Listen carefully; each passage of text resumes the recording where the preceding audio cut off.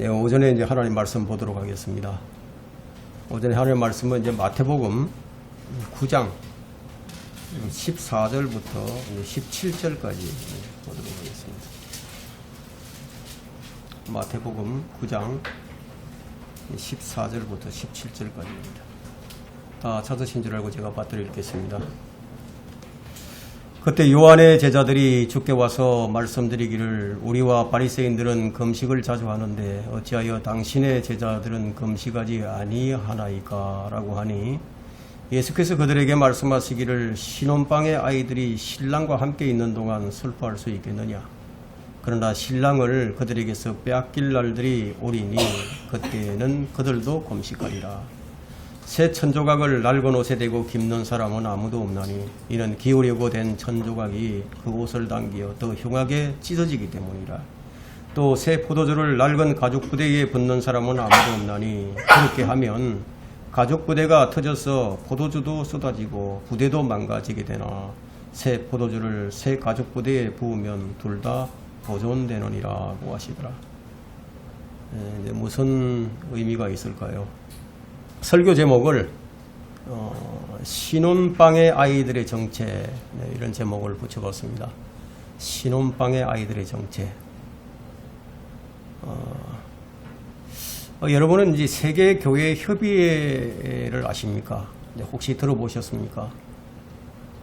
WCC. 이 WCC는 일명 이제 기독교 유엔으로 불리는데 1948년에 출범한 아주 거대 집단입니다. 제 11차 총회가 이제 지난해죠. 22년도 독일에서 열렸습니다.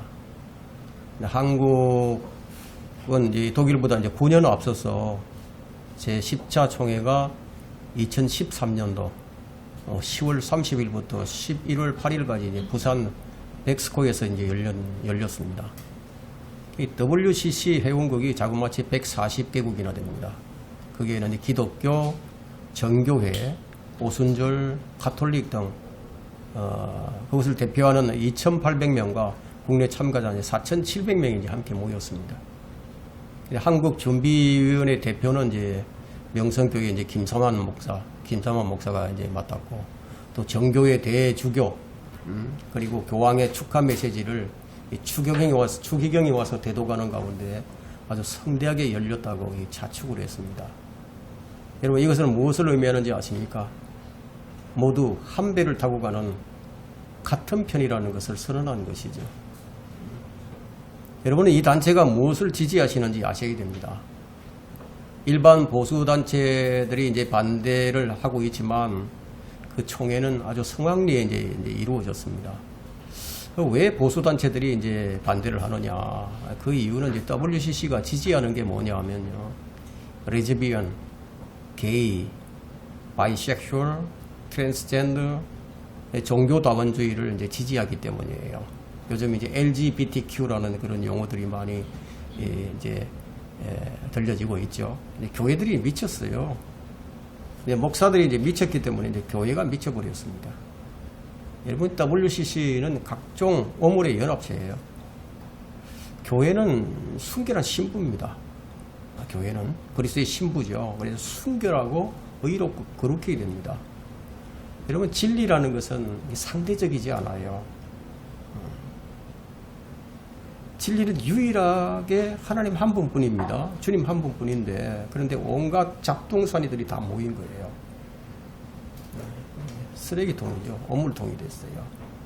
전부 다 이제 내로라고 하는 그 대형교회 목사들이죠. 그런데 놀랍게도 교인들은요, 자기네 교회가 WCC에 가입되어 있는지를 몰라요.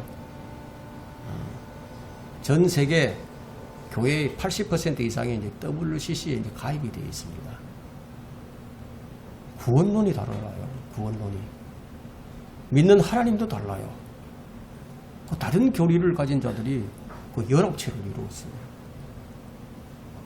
그럼 걔들이 토해낸 오물이에요. 도저히 가까이 올 수 없는, 가까이 해서는 안 될 사람들이 함께 모여서 그것이 마치 하나님께서 기뻐하시는 것처럼 하나님께서 그것을 원하시고 있는 것처럼 그렇게 이제 과시를 했어요. 여러분, 진리와 비진리가 연합하는 것이 무엇을 의미하는지 아세요? 그것은 그들이 진리가 아니라는 것을 입증해 주는 겁니다. 진리는 하나예요.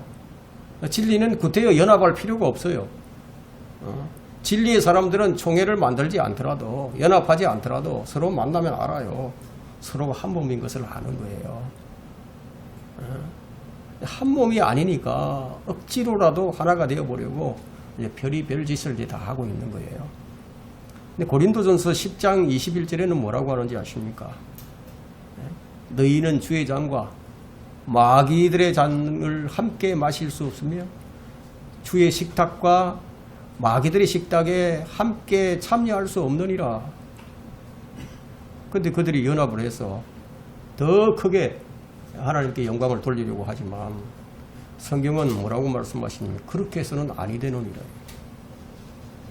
의와 불의가 어찌 관계를 맺을 수 있겠느냐. 빛과 어둠이 어찌 사귈 수 있겠느냐는 거예요. 그리스도와 벨리알이 어찌 조화를 이룰 수 있겠느냐는 거예요. 우상들과 하나님의 성전과 우상들이 어떻게 일치되겠느냐. 이게 하나님의 말씀이에요. 근데 그들 가운데 정말 그리스도의 몸된 교회가 있다면, 그렇다면 그 사람들은 영적 간음자가 되어버리는 거예요. 여러분은 새 천조각을 낡은 옷에 대고 깁는 사람을 본 적이 있습니까? 그렇게 되면 더 흉하게 될 것이라고 말씀하고 있죠. 그래서 오늘날 이 개신교회들이 이것 때문에 더 보기가 흉하게 일그러져 있는 거예요. 오늘 이 본문의 말씀은 이런 자들을 향해서 경고의 말씀으로 주어진 겁니다. 16절과 27절은 새 천조각이 나오고 새 포도주가 나오고 낡은 가죽 부대가 나오고 새 가죽 부대가 나오고 그러죠. 이건 뭐냐면 모세의 율법과 전적으로 다른 새로운 세대가 오고 있다는 경고의 말씀입니다. 새로운 세대가 오고 있다. 율법은 모세를 통해서 받았지만 은혜와 진리는 예수 그리스도를 통해서 온다고 했습니다. 이 말씀은 이제 은혜와 진리가 율법을 대체할 것이라는 그런 말씀이에요. 사람의 몸은 옷과 같아요. 하나의 장막입니다. 나의 주체가 누구예요? 나의 주체는 내 혼이죠. 내 혼이 잠시 거하고 있는 이 장막이 우리 몸이에요. 그래서 몸은 옷과 같다. 또 이제 한민족으로서의 이스라엘, 한민족으로서의 이스라엘은 여기서 무엇으로 제시되고 있는 낡은 옷이다. 낡은 옷이다. 그리고 또 낡은 가죽 부대의 비유가 됩니다. 그리고 여기 나오는 새 옷과 새 포도주는 성령님의 비유가 되죠. 그래서 이것이 새로운 시대, 즉 사도행전 2장에서 오순절에 성령님께서 믿는 자들 안에 내주하시는 것, 그리스도의 십자가를 통해서 새로운 시대가 도래하여 모세의 율법은 더 이상 이제 효력이 없어졌다는 거예요. 그것을 지금 예고하고 있는 겁니다. 주님께서는 율법 아래 태어나셨죠. 율법 아래 태어나셔서 십자가에서 그것을 다 율법을 끝내버리셨어요. 이제 이 유대교라는 것은 더 이상 의미가 없어진 거예요. 인간이 최선을 다해서 뭔가를 이루려고 하는 것. 인간의 연합이죠. 인간의 고상함, 인간의 의, 인간의 최선을 다하는 것이 그 모든 것이 죄라는 것을 주님께서 오셔서 선포를 하신 거예요. 이제 그것으로는 더 이상 안 된다. 이제 그게 끝났다. 그게 효력 정지가 되었다. 그걸 말씀하신 거예요. 그 요한복음 15장 22절에서는 그래서 주님께서 이런 말씀을 하셨어요. 내가 와서 그들에게 말해주지 아니하였다면 그들에게 죄가 없었을 것이나 이제는 그들이 자기들의 죄에 대하여 변명할 것이 없다고 합니다. 주님께서 오셔서 말씀해 주지 않았다면 세대가 바뀌지 않았다는 얘기예요.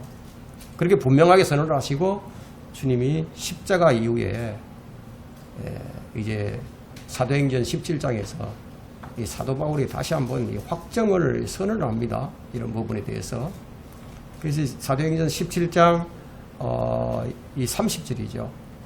이 무지의 때까지는 하나님께서 눈 감아 주셨으나 이제는 어디에 살고 있는 어떤 사람에게도 회개하라고 명령하고 계시는 겁니다. 시대가 바뀌었다는 거예요. 십자가 사건 이유는 이제 종교로는 안 된다는 겁니다. 낡은 옷은 안 된다. 새로운 옷을 입어야 된다. 근데 그걸 이제 말씀하고 있습니다. 새로운 옷, 새 것이 왔는데 그 낡은 것에 대고서 자꾸 기우려고 하지 말라는 거예요. 땜빵하지 말라는 거죠. 그럼 그 옷을 어떻게 입혀주시느냐? 그 옷을 구원의 의복이라고 얘기하는데 여러분 이사야 61장 10절 한번 가서 보세요.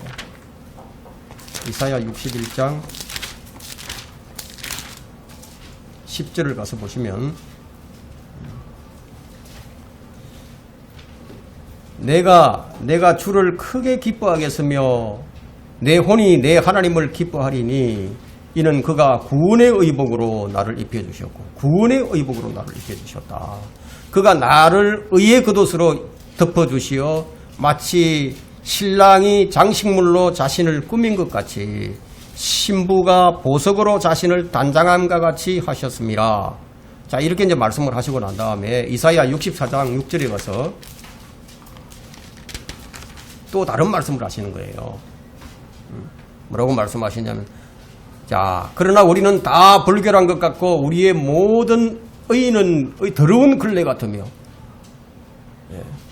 우리 인간은요, 우리 인간의 의를 자랑하지만 하나님께서 우리 인간의 의를 보실 때는 더러운 걸레라고 지금 말씀하시는 거예요. 근데 하나님의 의를 모르는 사람들은 도무지 이제 이 말씀이 이해가 안 되는 거예요. 하나님의 의를 모르니까 자기 의를 내세우려고 하죠. 여러분, 인간의 의를 자랑하는 것, 이게 종교행위입니다. 예, 인간의 의를 자랑하는 것. 이 종교행위인데, 이런 종교행위가 지금 교회에서 일어나고 있다는 거예요. 그래서 인간의 모든 종교는 무엇과 같으냐면 더러운 걸레를 빠는 것과 같아요. 여러분, 걸레는 아무리 빨아도 그냥 걸레예요. 그럼에도 불구하고 인간은 종교 행위를 통해서 더러운 걸레를 자꾸 빨려고 하죠. 그러면 종교는요, 사람을 더 더럽게 흉하게 일그러뜨릴 뿐이에요. 오늘날 이 교회가 이 짓을 하고 있다는 겁니다. 자, 이 본문에서 이제 말하고 있는 신혼방의 아이들이 누구냐? 여러분, 이걸 정확하게 아셔야 됩니다. 자, 일부 이제 참 무지한 성경교사들이 이제 이 신혼방의 아이를 갖다가 이 교회다, 그리스도인들이다, 이렇게 가르치는 자들이 있는데, 이 신혼방의 아이들은 그리스도인이 아니에요. 신혼방의 아이들은 이스라엘인들입니다. 호세아에 보게 되면, 호세아서에서는 하나님께서 이스라엘 땅과 결혼한 신랑으로 묘사가 됩니다. 하나님께서 이스라엘 땅과 결혼한 신랑. 그래서 이제 이스라엘 백성들은요, 자녀들로서 아이들로 묘사가 되고 있습니다. 여기 나오는 신혼방 아이들은 이스라엘인들이에요. 또 여기서 이제 새 것이 나오죠. 새 것이 나오고 헌 것이 나오죠. 이것의 차이는 뭐냐? 주님의 부활 이전과 이후를 나타내는 거예요. 성경에서의 옷과 천조각은 옷과 천조각 또는 이제 가죽 부대는 아까 사람의 몸을 의미한다고 말씀을 드렸죠. 이게 모든 사람의 몸을 감싸는 어떤 종류의 이제 의를 나타낸다고 보시면 됩니다. 의의 옷. 돌아온 탕자. 여러분, 돌아온 탕자 잘 아시죠? 돌아온 탕자에게 아버지가 무엇을 입으십니까? 가장 좋은 옷을 갖다 입히죠. 가락지도 끼우고 새신을 신겨주죠. 그죠? 이것을 이제 방금 우리가 이사야 61장 10절에서 구원의 의복, 또 의의 겉옷, 신랑이 장식물로 꾸민 것 같이 신부의 단장, 자, 이런 것으로 표현했는데, 이런 이제 교리적인 부분을 이제 염두에 두시고 여러분들이 이제 말씀을 들으시기를 바랍니다. 첫 번째, 신혼방은 기뻐하는 곳입니다. 신혼방은 기뻐한다. 슬픔이 없는 곳이에요. 15절 다시 봅니다. 예수께서 그들에게 말씀하시기를 신혼방 아이들이 신랑과 함께 있는 동안 슬퍼할 수 있겠느냐. 그러니까 신혼방의 아이들은 신랑과 함께 있는 동안에는 슬퍼하지 않아요. 그런데 그 신혼방의 아이들이 신랑과 함께 있는 것이 너무너무 싫어서 신랑을 죽였어요. 신랑과 함께 있는 게 너무 싫었어요. 기뻐하고 즐거워해야 할 아이들이 그들의 왕 메시아를 십자가에 매달아 버렸습니다. 그걸 이제 15절 후반에서 이렇게 후반절에서 이렇게 얘기합니다. 그러나 신랑을 그들에게서 빼앗길 날이 오리니 그때는 그들이 금식하리라. 신랑을 빼앗긴 날들이 유대인들에게 있어서 얼마나 긴지 아세요? 야, 2000년이 지났어요. 이렇게 긴 거예요. 근데 그 슬픔이 아직 클라이막스까지 오르진 않았어요. 대환란에 가서 이제 절정을 이루게 될 것인데, 신랑을 빼앗긴 게 이렇게 혹독한 겁니다. 그래서 그리스도인은 신혼방의 아이들이 아니에요. 우리는 누구냐? 교회는 예수 그리스도의 신부예요. 신부. 우리와 주님과는 정원한 관계예요. 정원한 관계. 주님 우리 영으로 우리 안에 들어가 계십니다. 여러분, 혼인이라는 것은 새로운 출발을 의미하죠. 새로운 시작을 의미합니다. 여러분, 신혼이라 그러면 가슴이 두근거리게 만들죠. 그래서 혼인이라는 것은 새로운 시작을 알립니다. 새로운 삶이에요. 지금까지의 삶의 경험이 결코 같을 수가 없어요. 새로운 발걸음이에요. 근데 여러분, 주님과 함께 있는데 왜 그렇게 울고불고하죠? 물론 뭐 감격해서 울 수는 있어요. 주님을 만났으니까, 주님을 만나서 그 기쁨과 그 은혜에 감격해서 울 수 있어요. 왜 나 같은 죄인을 구원해 주셨나? 구원의 은혜를 생각해 보니까 너무 감사해. 그 감격에서 나오는 그 감사의 눈물을 흘릴 수 있어요. 그리고 회개의 눈물도 흘릴 수 있어요. 근데 왜 새벽부터 교회 나가가지고 방언도 하고 소리 지르면서 눈물 콧물 다 흘리고 매일매일 잘되게 좀 해달라고, 오늘 복 좀 달라고, 매일 뭐 몰핀 주사를 맞는 것도 아니고요. 근데 안 믿는 사람들이 이제 들어와서 그 광경을 보게 되면 뭐라고 하겠습니까? 야, 저 미치광이들 정신 나갔다고 하지 않겠습니까? 여러분, 임마누엘 하나님 아시죠? 임마누엘. 그 임마누엘 하나님께서 함께 계시는데 주님께서 뭐라고 말씀하셨습니까? 신혼방의 아이들이 신랑과 함께 있는 동안에 슬퍼할 수 있겠느냐? 슬퍼해서는 안 된다는 거예요. 여러분, 이 임마누엘에 대해서 좀 확인해 보겠습니다. 마태복음 1장 23절 한번 보세요. 마태복음 1장 23절에 보라, 한 처녀가 잉태하여 아들을 낳으리니 그의 이름을 임마누엘이라 하리라 하셨으니 이를 해석하면 우리와 함께 하시는 하나님이라. 우리가 지금 여기 앉아서 지금 주님께 경배를 드리고 있습니다. 우리가 예배를 드리는 거예요. 우리가 이 예배를 드리는 것은 우리와 함께 계시는 예수 그리스도로 말미암은 거예요. 여러분, 이 경배라는 거, 이건 뭐 의무로 하는 거 아니에요. 기쁨으로 하는 거예요. 감격해서. 헌금도요. 여러분, 헌금하는 것도 의무가 아니에요. 감사해서, 기뻐서. 우리 교회에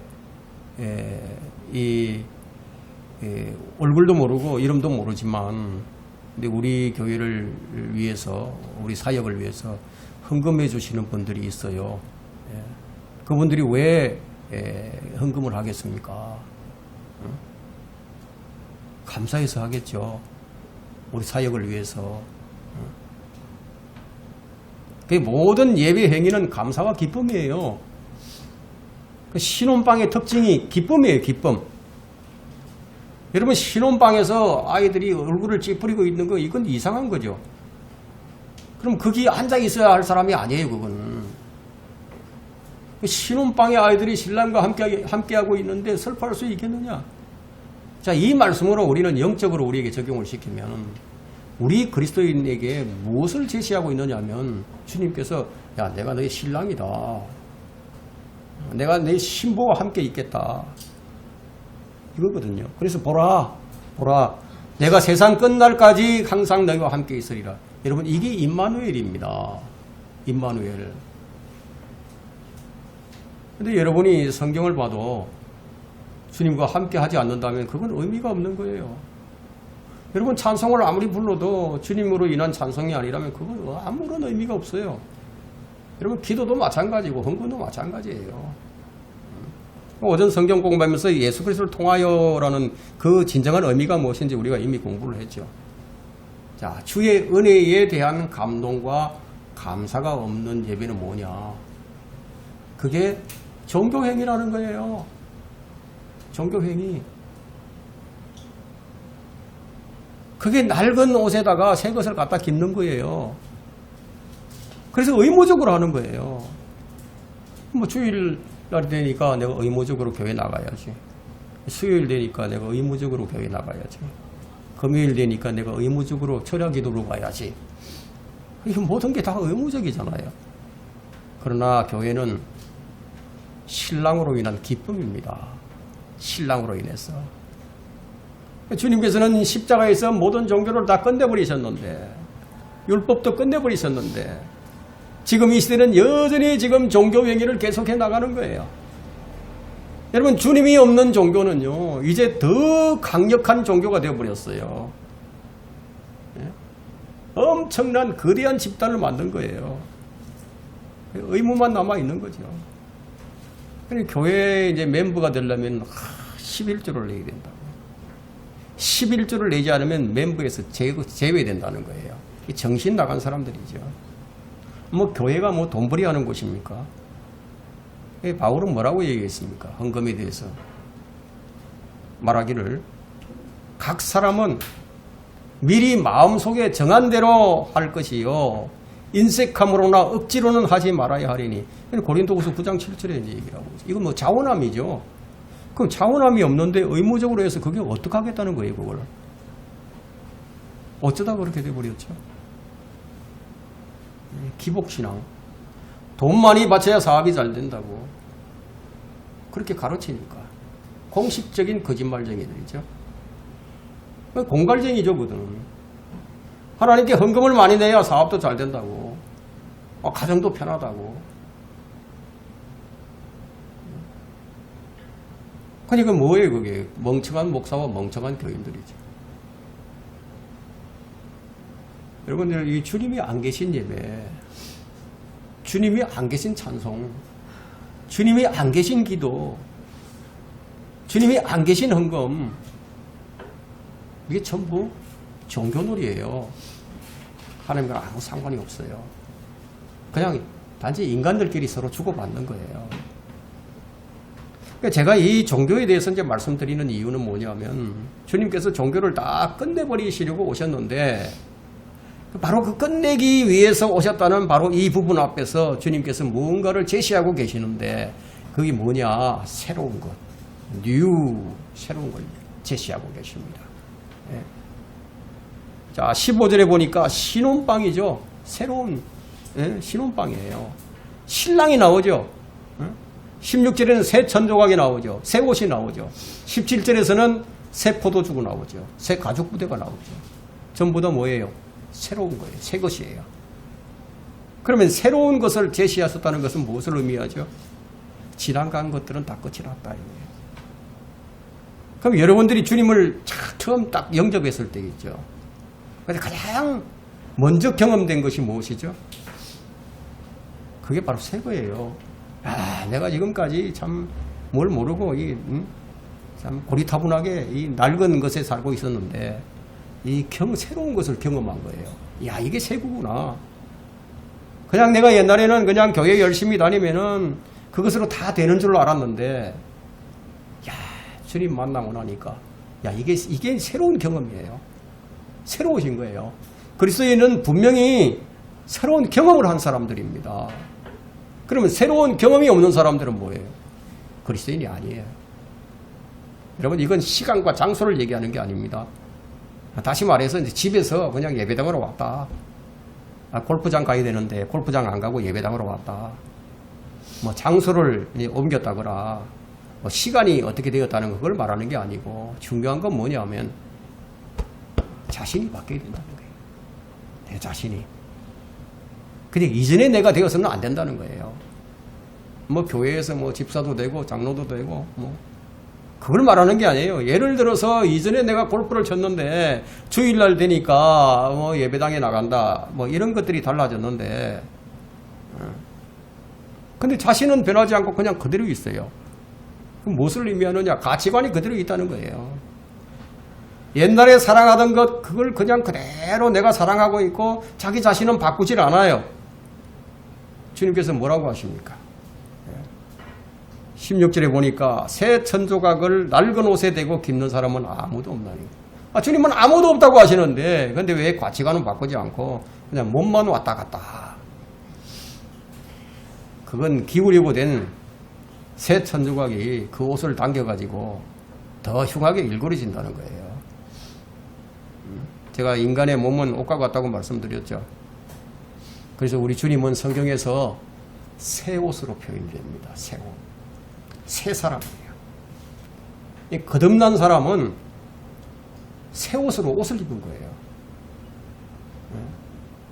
낡은 옷을 벗어버리고 새 옷을 입었다 이거예요. 그래서 갈라디아서 3장 27절에는 뭐라고 말씀하느냐 하면요. 갈라디아서 3장 27절에서는 너희 가운데 그리스도 안으로 침례받은 사람은 그리스도로 옷 입으느니라. 성령으로 태어난 사람 얘기하죠. 성령 침례를 받은 사람은 그리스도로 옷을 입고 있는 사람이에요. 이게 지금 무엇을 의미하고 있느냐 하면, 여기 지금 말씀하고 있는 예수님께서 하신 말씀이 의미가 뭐냐면, 여러분이 거듭나지도 못한 사람이 지금 종교놀이를 하는 게 얼마나 지금 꼴불견이냐, 그걸 지금 말씀하고 있는 겁니다. 얼마나 보기 흉하냐. 예수 그리스도는 마치 옷과 같아서 여러분이 구원받는 순간에 예수 그리스도라는 새 옷으로 지금 갈아입은 거예요. 그렇지만 여러분들이 알아야 할 것은 예수 그리스도로 옷 입었다는 것은 하나의 서술적 묘사예요.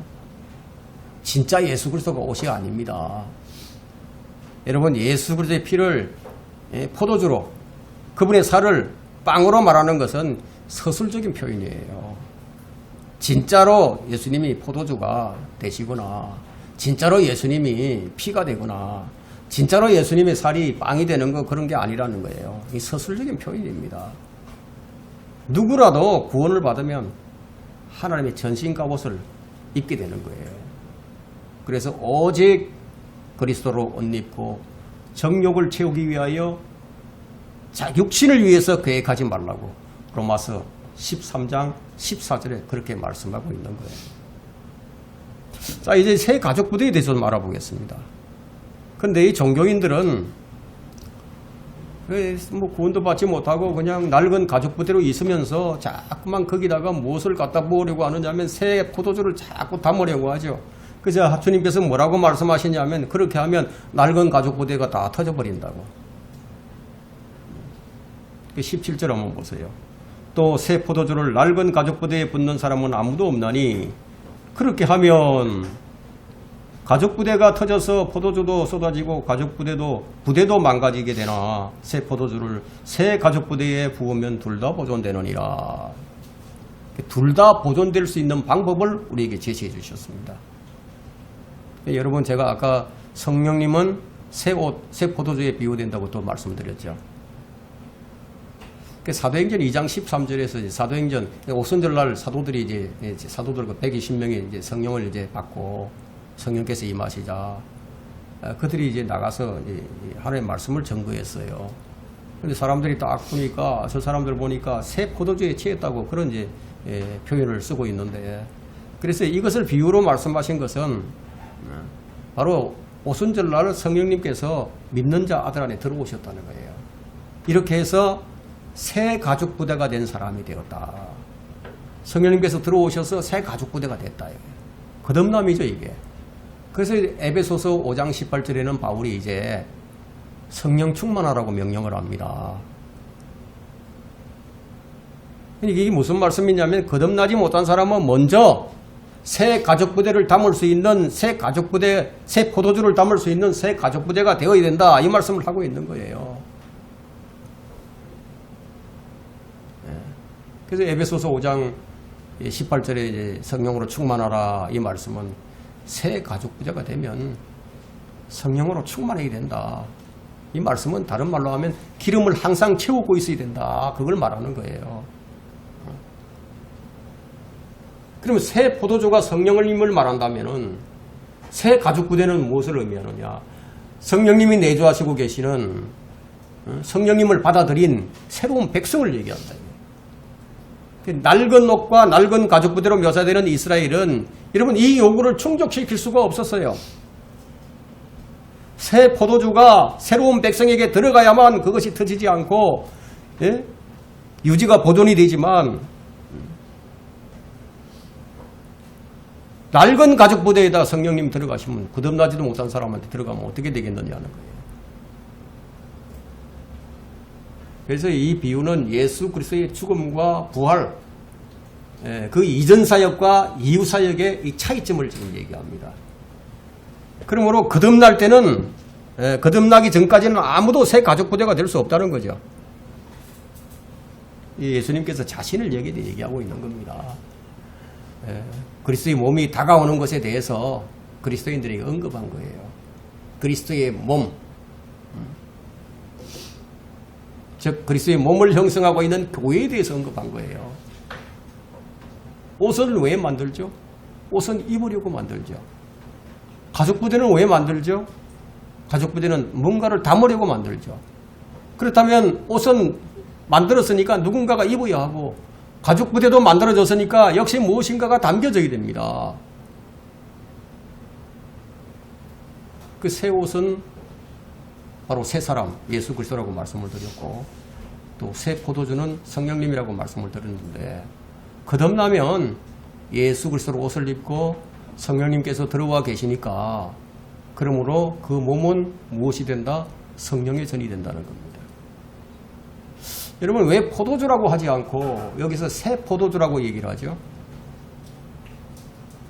새 포도주는 유대인들이 광야 생활 중에 이제 마시도록 허락된 유일한 포도주였는데, 신명기 29장 6절과 32장 14절에 그것이 표현되고 있는데, 그것은 뭐냐면 포도송이에서 포도를 따잖아요. 포도송이를 막 짰어요. 지금 막 짠 거예요. 그건 전혀 발효되지 않았죠. 논알코올이에요. 그래서 왜 주님은 우리에게 이것을 제시하고 계실까요? 창세기 40장에서는 포도즙이었다고 설명하고 있고, 또 마태복음 26장 28절에서는 유월절 만찬에서는 새 언약의 피라고 언급이 됩니다. 유라는 게 자꾸 들어갑니다. 자, 이것은 신명기 32장 14절에서 증명이 되는데, 너는 포도의 순수한 피를 마셨도다. 포도가 피로 이제 표현이 되고 있죠. 그래서 이 새 포도주는 성령의 모형 중에 하나예요. 다가오는 세대에 내주하시는 성령님을 주님께서 생각을 하시면서 이러한 감추어진 그러한 예시를 그들에게 주신 거예요. 구약시대에는 성령님께서 몸 안에 들어오셨다가 나가시기도 했어요. 그러나 신약시대에는요, 하나님의 영은 우리 구속의 날까지, 몸의 구속의 날까지 내주하신다는, 안 떠나가신다는 거예요. 여러분의 몸에 한번 들어왔던 성령님은 다시는 안 떠나가세요. 어떤 사람들은 그냥 신약시대에도 이 성령님께서 나가셨다가 들어오셨다, 죄를 지으면은 그냥 나가고, 또 죄를 갖다가 회개하면 또 다시 들어오시고 이렇게 얘기하는 자들이 있는데, 그건 전부 거짓말이에요. 들어오시면 안 나가신다는 지금 이 신약 시대에는. 그것을 몸의 구속의 날까지 인침을 받았다고 말씀하고 있잖아요. 하나님의 거룩한 영을 슬프게 하지 말라. 너희가 몸의 구속의 날까지 인침을 받은 것이라고. 또 요한복음 14장 16절에는 그분이 오시면 영원히 너희와 함께 거하시리라고 말씀하셨죠. 그래서 이 비유가 뭐냐? 세대를 구분하는 비유라는 겁니다. 세대. 두 번째, 신혼방은 모두가 만족하는 곳입니다. 모두가. 여러분, 탕자가 아버지께 돌아왔어요. 그리고 아버지와 깊은 사랑을 나눕니다. 근데 사랑만 나누는 것이 아니라 아버지께서 가장 좋은 옷을 가져다가 아들에게 입혀줍니다. 지금까지 입었던 그 더러운 옷은 이제 안 된다는 거예요. 가장 좋은 옷을 입어야 된다는 거예요. 근데 종교는 이 옷이 없어요. 근데 가장 좋은 옷이 뭘까요? 아버지가 기뻐하는 옷이라야 되는 거예요. 아버지가 기뻐할 수 있는 옷. 그러니까 우리가 기뻐하는 옷이 아니에요. 아버지가 기뻐하는 옷이라야 됩니다. 아버지가 기뻐하시는 옷은 반드시 새 옷이라야 된다.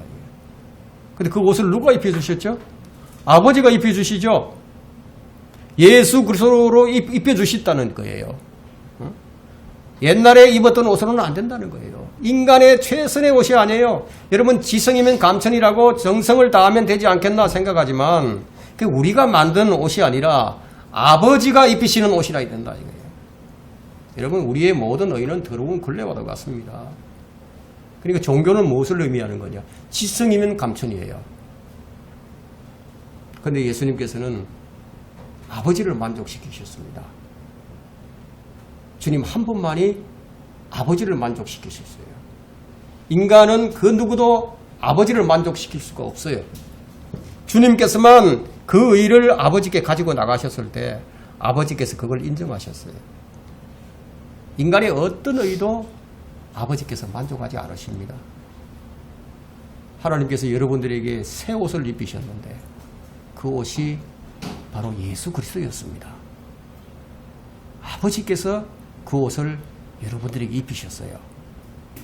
그것을 로마서 3장 22절에서 말씀하시기를 곧 하나님의 의는 예수 그리스도를 믿음으로 인한 것으로 모든 자와 믿는 모든 자에게 미치나니 차별이 없다고 말씀하십니다. 우리는 이제 예수 그리스도를 믿음으로 말미암아 그 옷을 이제 우리가 입게 된 거예요. 그때부터 우리는 이제 더 이상 자연인이 아닙니다. 그때부터 우리는 아담에 속한 자가 아니에요. 응? 예수 그리스도로 의의 옷을 입고 그때서부터 이제 하나님께서 이제 만족하신 거예요. 이전에는 만족하지 않으셨어요. 여러분이 주님 앞에 나갈 때, 하나님께 나갈 때 하나님께서 여러분 만족하지 않으셨어요. 근데 여러분이 의의 옷을 입고 나가니까 이제 만족하신 거예요. 이게 경배의 시작입니다. 이제부터 아버지를 만족시키는 일이 우리에게 주어져 있는 거예요. 주님은 어떻게 해서 아버지를 만족하게 하셨습니까? 십자가에서 자신을 아버지께 드림으로써 아버지를 만족시켜 드렸어요.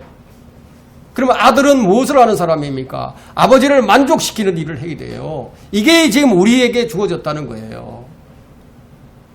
탕자가 돌아왔습니다. 옷을 입었어요. 그렇지만 탕자는 여전히 어떻죠? 아버지는 기뻐하셨는데 탕자는 여전히 미안하죠. 부끄럽죠. 그리고 어떻습니까? 너무 배가 고파요. 탕자가 너무 배가 고파서 여러분, 탕자는 새 옷을 입으려고 오지 않았어요. 근데 새 옷은 아버지께서 입혀주신 거예요. 돌아온 목적이 무엇입니까? 누가복음 15장 17절에 그게 정확하게 말씀하시는데 그때 그가 자신을 돌아보니까 돼지 여물을 먹고 있었어. 자신을 돌아보고 말하기를 뭐라고 얘기하느냐? 내 아버지의 많은 품꾼들은 먹을 것이 풍족하고도 남는도다. 근데 나는 굶어 죽고 간다. 돌아온 이유가 뭐예요? 옷을 입기 위해서 온 게 아니었어요.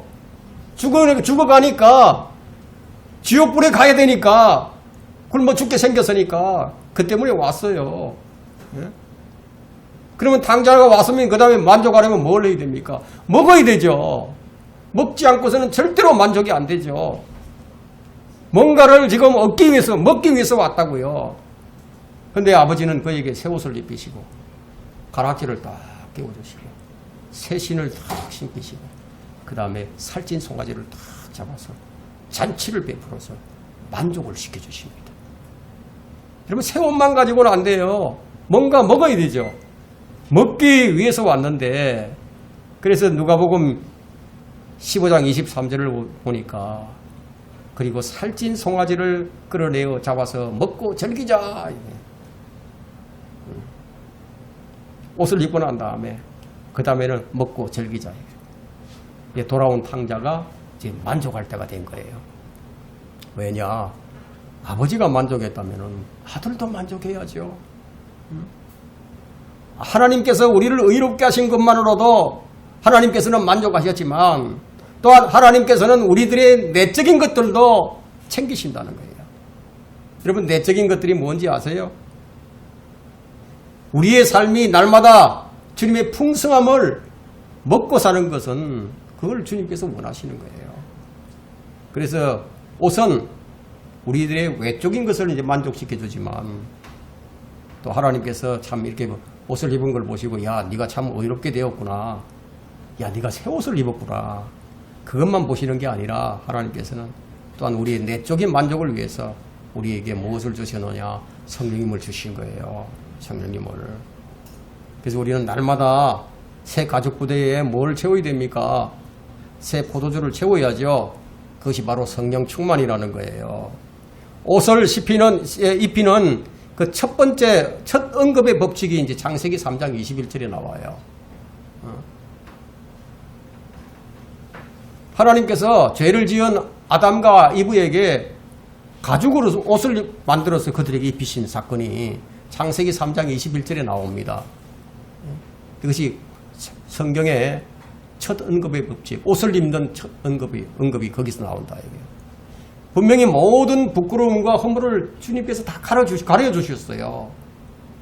근데 우리가 먹는 것만으로, 입는 것만으로 만족이 안 돼요. 배가 불러야 만족이 오죠. 여러분, 먹지 않고 배가 고프면은 아무리 새 옷 입고 있다고 해서 뭐 즐거움이 있겠습니까? 뭐 새 옷 입을 때 잠깐 뭐 즐거움은 있겠죠. 그러나 그 즐거움이 지속이 되려면 어떻게 해야 됩니까? 먹고 만족이 된다. 여러분들이 구원을 받을 때 기뻤어요. 그렇지만 우리는 날마다 먹어야 돼요. 그래야 만족이 있죠. 옷만 입고 있으면 여러분 지속이 안 돼요. 만족이. 우리가 이제 기본적으로 예수 그리스도로 옷을 입고 새 가죽 부대가 됐는데 왜 즐거움이 없는 거예요? 왜 기쁨이 없는 거예요? 왜 감사가 없는 거예요? 새 포도주로 채우지 않으니까. 우리는 날마다 주님으로 말미암아 우리를 채우는 그런 삶을 살아가게 됩니다. 우리가 그냥 시간을 보내기 위해 온 게 아니잖아요. 하루에 여러분 식사 몇 번 하세요? 3번 하죠. 우린 주님의 말씀을 이렇게 날마다 음식을 먹는 것처럼 먹어야 된다. 이게. 우리가 주님께 기쁨이 되어야 하지만 우리도 만족이 되죠. 우리도. 근데 그 만족은 우리에게서 나온 것이 아니라고 얘기합니다. 예? 여러분 고린도전서 3장 5절에 한번 보세요. 우리 만족이 어디로부터 오는 만족이라 되는지. 고린도전서 3장 5절에 보니까 고린도후서입니다.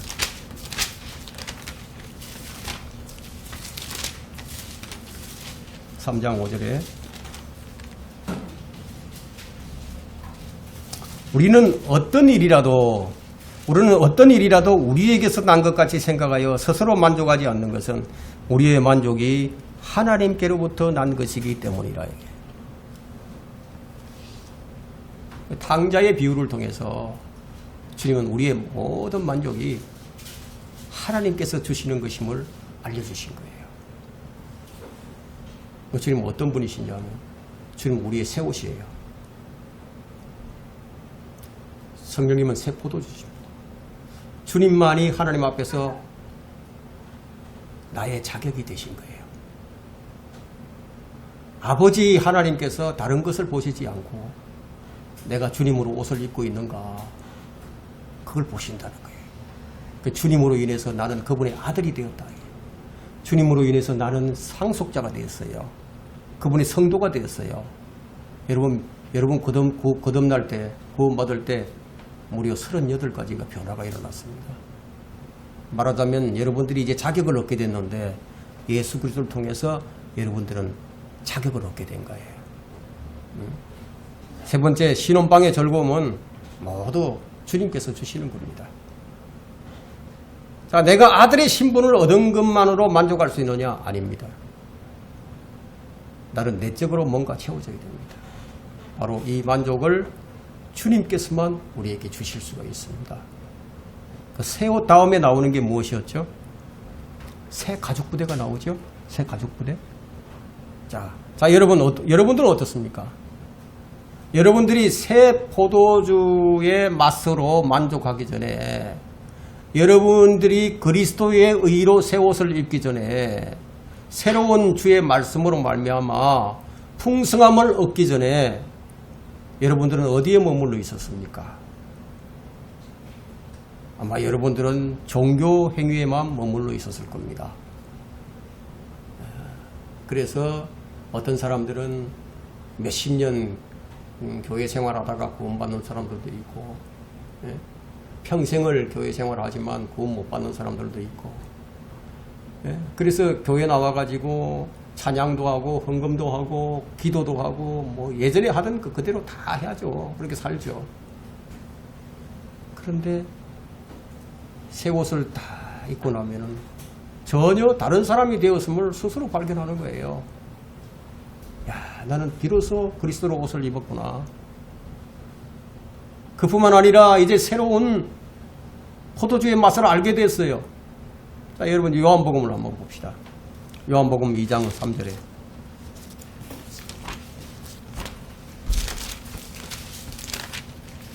요한복음 2장 3절에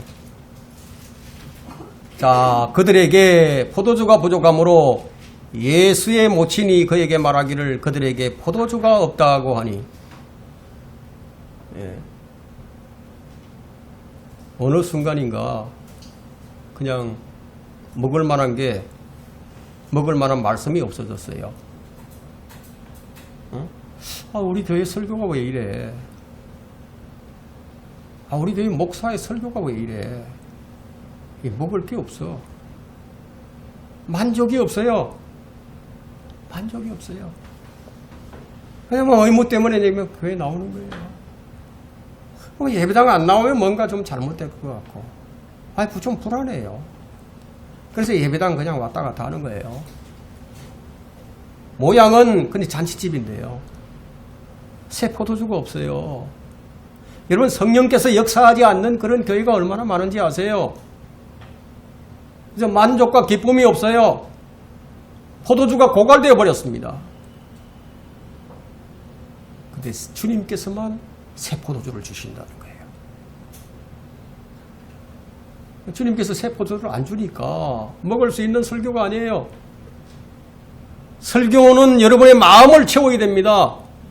교회는요, 겉모양은 잔치집인데 먹을 음식이 없어요. 그러면 그건 교회가 아닌 거예요. 하나님께서 주시는 말씀으로 여러분 감격이 있어야 돼요. 기쁨도 있어야 되고 만족도 있어야 되고요. 도전도 있어야 되고요. 질림도 있어야 되고요. 그래서 그 말씀으로 힘을 얻고요. 그곳이 바로 교회예요. 그런데 이 말씀을 담으려면 뭐가 필요한지 아세요? 반드시 새 가족부대가 되어야 된다는 거예요. 우리는 이 타성에 젖어서는 안 됩니다. 어떤 관념에 젖어 있어서도 안 된다고요. 우리는 의의 새 옷을 입었고 새 포도주를 먹었어요. 우리의 외적인 모양과 우리의 내적인 만족까지 다 찾았어요. 그렇다면 어떻게 되어야 하느냐예요. 교회가 새로워져야죠. 근데 오늘날 교회가 종교행위로 가득 차버리고 말았습니다. 형식은 있는데 먹을 음식이 없어요. 여러분, 이 기독교 주님은 기독교 만들기 위해서 오시지 않았어요. 주님은 보이는 이 예배당을 세우기 위해서 오시지 않았어요. 주님은 우리의 모든 충만함이 되기 위해서 오신 거예요. 그분은 제한받기를 원치 않으셨어요. 진리를 알게 하심으로써 모든 것으로부터 여러분들을 자유롭게 하기 위해서 오신 거예요. 근데 어느 날 교회가 제도화되어 버렸습니다. 모든 게 다 의무화가 되어 버렸습니다. 교회는 이러이러해야 한다는 관념 속에서 자신들을 그 틀에 그냥 집어넣어 버렸다. 거기에 새 옷을 입고 앉아 있을 수 없게 되어 버렸다는 거예요. 먹을 만한 영적 양식이 없어요. 여러분, 새 포도주는 성령님으로 묘사된다고 말씀드렸는데 성령님은 제도화된 교회에는 역사하지 않으세요. 여러분, 우리 교회가 왜 자유로운지 아세요? 왜 이 교회가 여러분을 제한하지 않는지 아세요? 모든 것을 자원함으로 하기 때문이에요. 자원하는 마음이 있을 때 그렇게 출석도 하고 감사도 하고 연보도 하고 찬송도 하는 거예요. 그래서 새 가족 부대는 새 포도주를 담아서 보관하는 거예요. 근데 합당한 그릇이 없다는 거예요. 분명히 거듭난 사람처럼 보이는데 분명히 주님의 생명의 말씀으로 산다고는 얘기를 하는데 그런데 보니까 성령 충만하고는 거리가 멀다. 여러분, 이 주님께서는 이 교회에서 통제받기를 원치 않으십니다. 주님은 이 교회를 통제하기를 원하시는 거예요. 왜? 그분이 머리시니까요. 주님께서는 이 교회를 통제하기를 원하신다고요. 근데 여러분의 교회는 누구의 통제를 받고 있습니까? 여러분, 교단의 통제를 받고 있습니까? 아니면 WCC의 통제를 받습니까? 그래서 우리는 독립침례교회예요. 누구의 통제도 안 받아요. 오직 예수 그리스도, 우리의 머리이신 주님만으로부터 통제를 받는다 이거예요. 그 WCC에 가입된 교회는 교단의 통제를 받게 되죠. 그들의 머리는 누굽니까? 교단이죠. 이런 모습은 무엇과도 같으냐면 낡은 옷에 새 천조각을 대고 기워서 그 입은 옷이 아주 더 흉하게 일그러진 모습이다. 새 가족부대와 새 포도주, 이것은 여러분이 어떻게 주님을 섬기는가, 바로 그것을 얘기합니다. 새 포도주로 채우지 않으면 실패하는 거예요.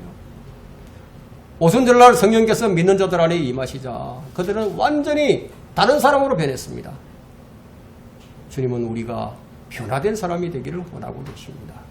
말씀을 정리합니다. 새 가족부대와 새 포도주, 궁극적으로는 하나가 되는 거예요. 주님께서 성령께서 임하시면 이렇게 될 것이라고 말씀을 하셨는데 바로 요한복음 14장 20절에 말씀하시기를 그날에 내가 내 아버지 안에 있고 또 너희가 내 안에 내가 너희 안에 있는 것을 알게 되리라. 알게 되리라. 안다는 거예요. 성령님 들어오시면. 뭘 의미하죠? 아버지와 아들이 하나인 것처럼 너희들도 나와 하나 되는 것. 여기서 그 날이 뭐죠? 여러분들이 개인적으로 예수 그리스도를 믿어서 예수 그리스도를 옷을 입고 그분의 영으로, 부활의 영으로 하나 되는 것. 이제 여러분들이 주와 하나가 되어버렸습니다. 물론 지금 말씀드리는 것은 여러분의 실제적인 것과 법적인 것 모든 것을 말하는 겁니다. 그러니까 여러분들이 이 교회를 통해서 주의 말씀을 통해서 살아계신 주님의 말씀을 듣고 그 말씀을 먹고 마시고 그 다음에 어떻게 만족해야 된다는 거예요. 만족해야 된다는 거예요. 하나님께서 만족하신 것은 주님의 십자가로 만드신 자신의 옷이에요. 우리는 그 옷을 입었어요. 그렇지만 우리는 말씀을 먹고 성령으로 충만해야 돼요. 이게 우리의 만족입니다. 신랑은 새 사람입니다. 뉴맨, 새 사람이다. 이거예요. 여러분 마음속에 신랑이 계셔야 된다는 거예요. 그 증거가 뭐로 드러나는 거냐? 기쁨으로 드러난다. 이거예요. 감사함으로 드러난다. 이거예요. 만족으로 드러난다는 거예요. 여러분이 그 새 옷 입은 거, 구원받은 것 하나만으로 여러분 그렇게 거기서 머물러 있어서는 안 된다는 거예요. 성령으로 충만하게 늘 충만해야 된다. 보존해야 된다는 거예요. 새 포도주를 보존해야 된다. 이거. 담는 거잖아요. 예? 이유는 무엇이냐? 우리는 주님 앞에서 감사하고 기뻐하고 참된 즐거움의 경배를 해야 되기 때문에 주님은 우리의 모든 수치를 가리는 옷이 되어지고요. 그분의 진리의 말씀이 우리의 내적인 만족이 된 거예요. 그래서 주님은 우리의 모든 것이에요. 우리 전부예요. 신랑과 신부가 함께한 신혼방 슬퍼할 수 없어요. 그냥 슬퍼하지 말자 이 뜻이 아닙니다. 우리는 새 신랑과 함께 있습니다. 우리는 기뻐하고 감사하고 즐거워하고 찬양하고 그분을 섬기면서 만족한 주님 앞에서의 삶이 무엇인지를 배워가야 한다는 거예요. 그래서 우리 교회는 새 포도주를 제한하지 않습니다. 성령님을 제한하지 않습니다. 그분이 우리를 이끄시고 지시하십니다. 우리는 날마다 그분 앞에서 자율적이어야 하고 감사가 넘치는 삶이 있어야 됩니다. 이 귀한 옷과 포도주가 되신 주님을 우리는 어떻게 해야 되느냐? 또 찬양하고 또 찬양해야 할 것입니다.